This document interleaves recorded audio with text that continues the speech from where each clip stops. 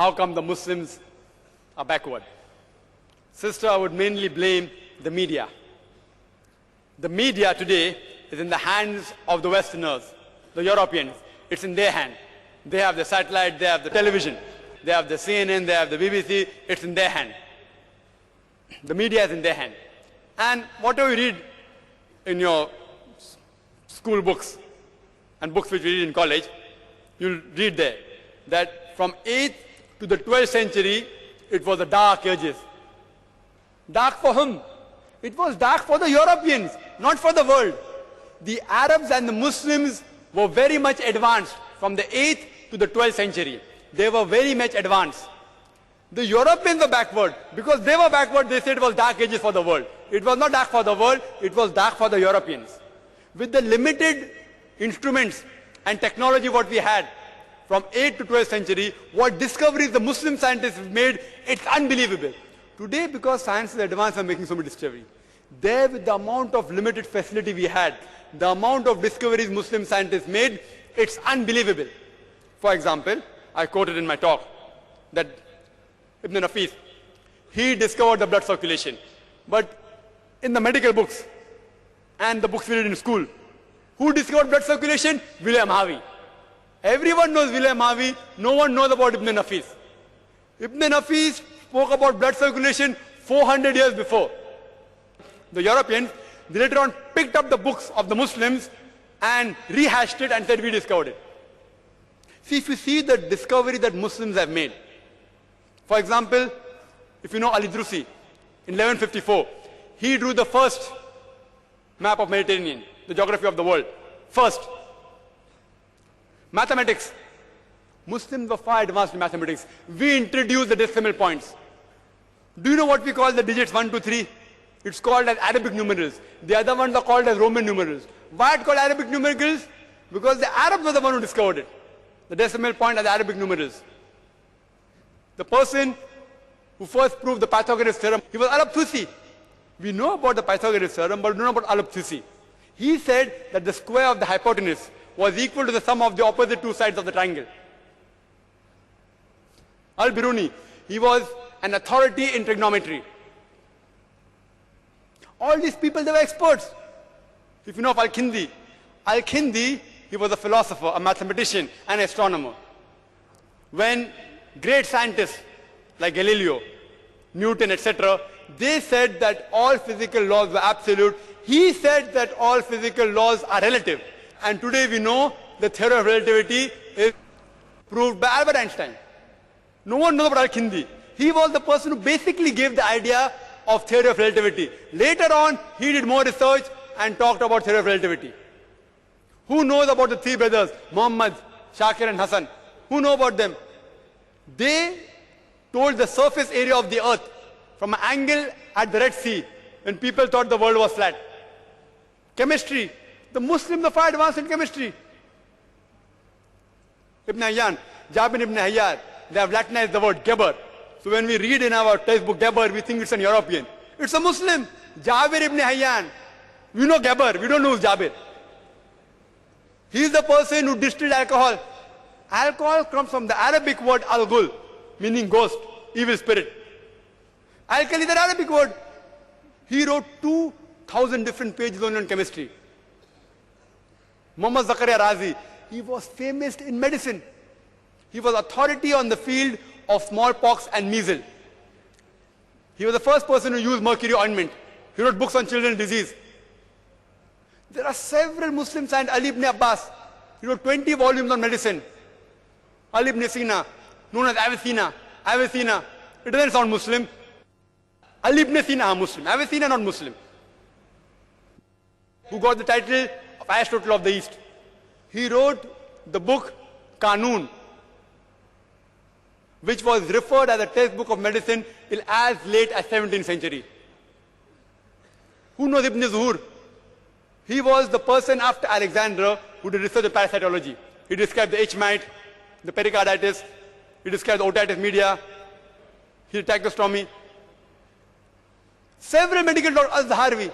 Al-Zaharwi was a famous dentist as well as surgeon as well as obstetrician. He invented several instruments of surgery, gynecology, as well as dentistry. We all of us know the other thing, but the media is in the hands of the Westerners. The Muslims are far advanced. But I do agree with you. Today, the Muslims are getting backward in science. You know why? The Europeans are being advanced. You know why? The Muslims are becoming backward because they are going away from the Holy Quran. They are going away from the religion. And do you know why the Europeans are getting advanced? They too are going away from the religion. The Europeans are also getting advanced because even they are going away from the religion. The Muslims, we are going backward because they are going away from religion. I would request the Muslim brothers and sisters out here, as well as non-Muslims, they are people reading the Quran. Why don't we read the Quran with understanding? Why don't we ponder over the verses? We have only kept the Quran kissing and giving on top, that's all. The Quran was not meant only to be kissed and kept on top. It should be implemented in your daily life. If you implement the Quran in your daily life, read it with understanding, inshallah, again, we will be on top of the world. Hope that answers the question.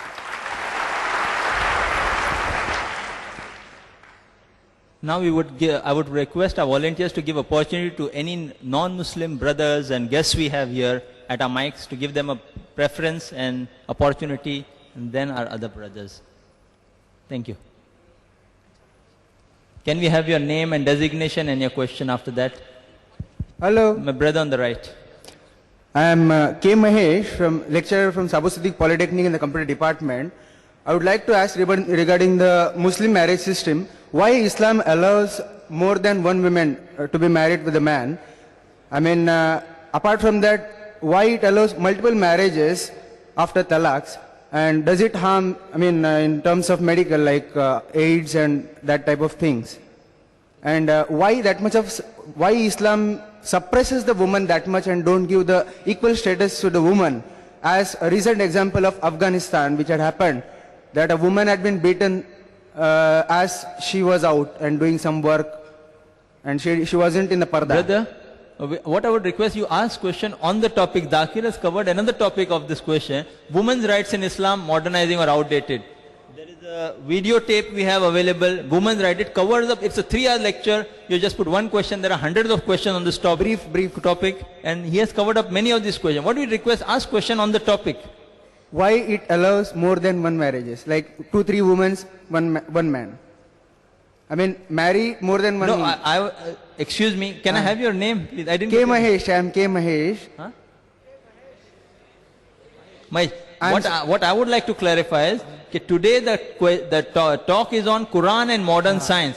You may ask any question on this topic, not any question outside this topic. I would request that if the chairperson gives me opportunity, since it's a non-Muslim asking a question, if the chairperson gives the opportunity, we will make only this as the first exception. Okay, we'll allow this, but let's not make it a habit. Since the person is not ready to leave the mic, he may think that we may not know the answer. Brothers, we have this rule so that all the questions on the topic are covered. As Dr. Muhammad Naik said, these questions, what have been posed earlier, which was rejected, since you are a Muslim, we didn't allow. Since you're a non-Muslim and you're so enthusiastic, but I think the chairperson will not give a second chance to another non-Muslim who breaks the rules. We'll allow him. Usually when Zakir goes abroad also, we have a session called open question answer session on the topic or out of the topic. Today it is not like that. Today it's only on the topic. The brother posed the question that why does Islam allow a man to marry more than one wife? For remaining questions, all your questions answered in that cassette, even this. But since you asked here, I'm just giving the reply. That Quran is the only religious book on the face of the earth which says marry only one. There's no other religious book on the face of the earth. Whether you read the Ramayana, the Mahabharata, the Bhagavad Gita, the Bible, no religious book says marry only one except the Holy Quran. The Holy Quran says in Surah Nisa chapter 4 verse number 3, it says, marry woman of your choice in 2s, 3s or 4s. But if you can't do justice, marry only one. If you can't do justice, marry only one. Otherwise, if you can do justice, Quran has put an upper limit, 2, 3 or 4. Maximum 4, not more than that.